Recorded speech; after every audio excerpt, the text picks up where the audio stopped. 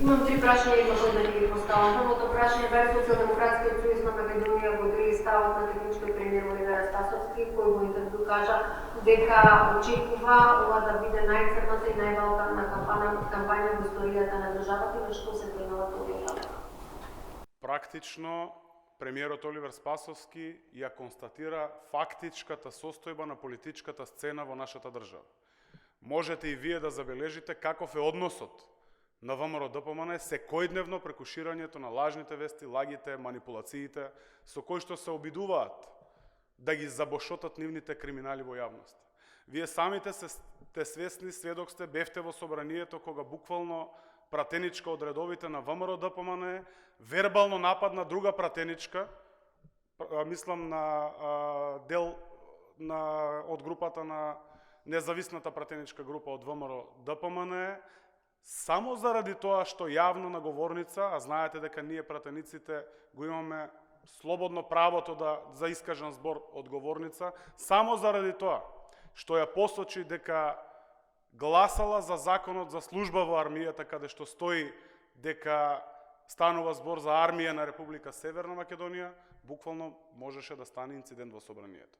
Такви примери, кои што дел се беа видливи за камерите, а дел и не беа видливи за тоа што се случува низ собраниските ходници, не упатуваат на тоа дека ВМРО-ДПМН во обид да си го спаси криминалот, очајнички се обидува преку ширањето на лажните вести, преку таа силна негативна кампања, која што е стриктно насочена кон СДСМ и нашите членови, да дојде до некакви политички поени. Јас сум убеден дека нито една црна кампања, нито една лажна вест и манипулација упатена кон граѓаните или кон членови на СДСМ нема да ги спаси од одговорност за криминалите кои што ги правеа 11 години. Во овие 2,5 години мандат, како собрание, како пратеници, навистина спроведовме вистински реформи во однос на правосудството. Го охрабрувам правосудството, всушност тоа и го правам на оваа пресконференција, да постапи по сите предмети.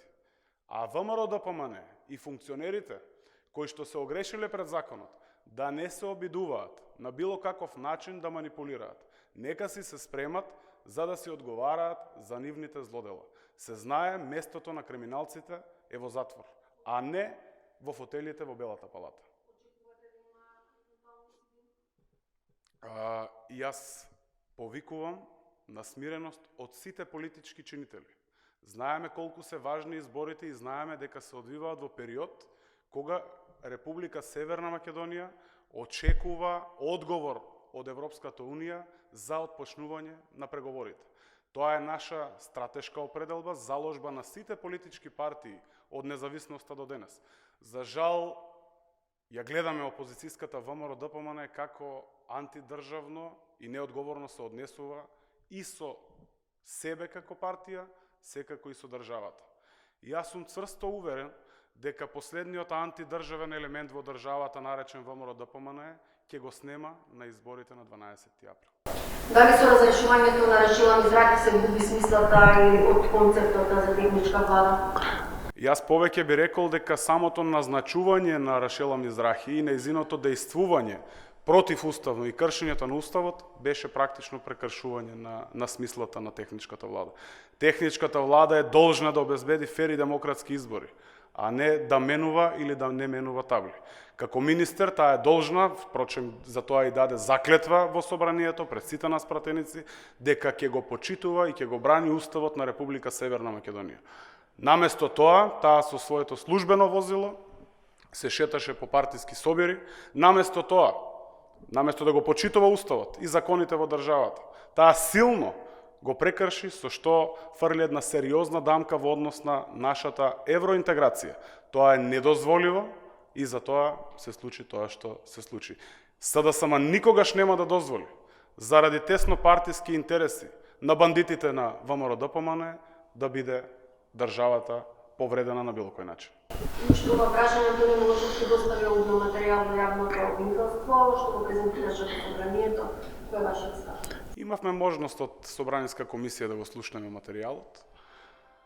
Ние го повикавме, еве јас лично од собраниска говорница го повикав поранешниот колега Антонио Милошевски да ги достави сите материјали кои што ги има до обвинителството. Гледам дека тоа и го направил. Тоа е начинот на кој што треба да функционираат работите. Јас сум цврсто убеден дека не станува збор за никакво компрометирање на председателот на партијата. Напротив, би рекол дека станува збор за сериозен страф и паник кај колегата поранешниот колега Антонио Милошевски по донесувањето на законот за јавното обвинителство. Знаете, во собрание човекот беше избезумен. Што ли не реплицираше, какви ли не се лаги фрлаше од собраниска говорница. Знаете, станува збор за човек кој што имавме можност како граѓани да го слушнеме како го договара името по телефон. Имавме можност да слушнеме како договара лустрација само заради тоа што некој човек не му бил симпатичен. За Антонио имаме уште многу што да зборуваме, а се однесува и на продажбата на објекти на амбасадата на Република Северна Македонија. Станува збор за сомнителни договори со фирми од општина Штип во однос на реконструкции и рехабилитации на објекти на Министерството за надворешни работи. Да не набројувам, ќе ми треба цел ден за што се сомничи колегата Антонио, поранешниот колега Антонио Милошевски.